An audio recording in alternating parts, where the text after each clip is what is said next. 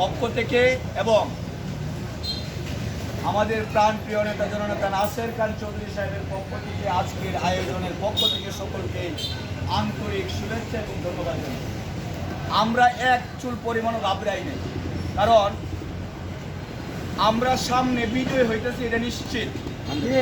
নাসের খান চৌধুরী সাহেব বলেছেন আপনারা নিশ্চিন্ত থাকেন, মূল ঘটনা ঘটার সময় আমি আপনাদের সর্বোচ্চ স্থান এবং স্বচ্ছতা নিয়ে আপনাদের কাছে সকলকে নিয়ে আমি আপনাদের অধিকার বাস্তবায়ন করব।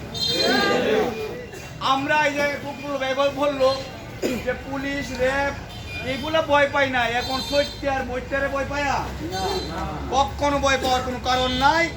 আর এই মুতাহারের মতন বেয়াদবকে আমরা কখনো মেনে নেব না। আমরা আগেও বলেছি, বারবার বলছি, এ ধরনের বিশৃঙ্খলা করে নাম দিয়ে দিতে এই আহ্বায়ক কমিশন জীবনেও এটা কখনো নামদারের মাটিতে করতে দেব না। আমরা যে হুঁশিয়ারি দিয়েছি, আমরা বলেছি পারলে নাসির খান চৌধুরী একে একটা বড় প্রোগ্রাম করে দেখাও, আর কার কত হেডম আছে আমরাও দেখাবো।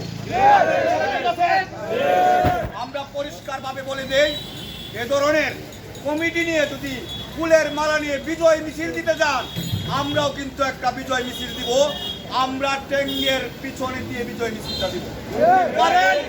জন্ম মৃত্যু আল্লাহর হাতে। আমরা পরিশ্রম করেছি 5 তারিখের আগে, আমরা রাতের অন্ধকারে নামিয়া 17 বছর পরিশ্রম করব, আর ফাইজলামি শুরু করছেন। মুতাহার যদি জানি না এই নাম দিলে আসবে কিনা, আমরা প্রয়োজনে মমি সিং দেয় তার বাসা ঘেরাও করবো। কিভাবে দেখিয়ে ধরনের বিশৃঙ্খলা, তুমি যে কত টাকা চাইছো আমরা জানি, কিভাবে টাকা নিছ, এগুলা করে কোনো কাজ হবে না। আমরা কি শক্ত আছি নরম? একবারে সবাই আপুরে পূর্ণ শক্ত। নাসির খান যেমন, নাসির খানের যুব দলটাও তেমন। আমরা কিন্তু পিছপা হওয়ার লোক না।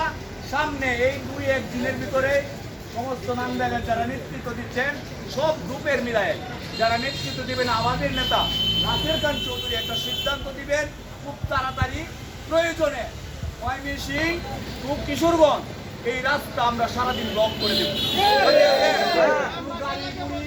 চলতে দেব না, একদম বন্ধ থাকবে। যে পর্যন্ত মুতাহার পদত্যাগ না করবে এ পর্যন্ত রাস্তা বন্ধ থাকবে।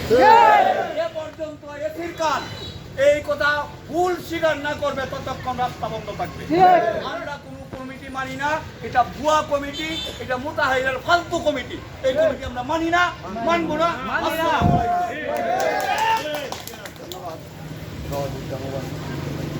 এ পর্যায়ে আজকে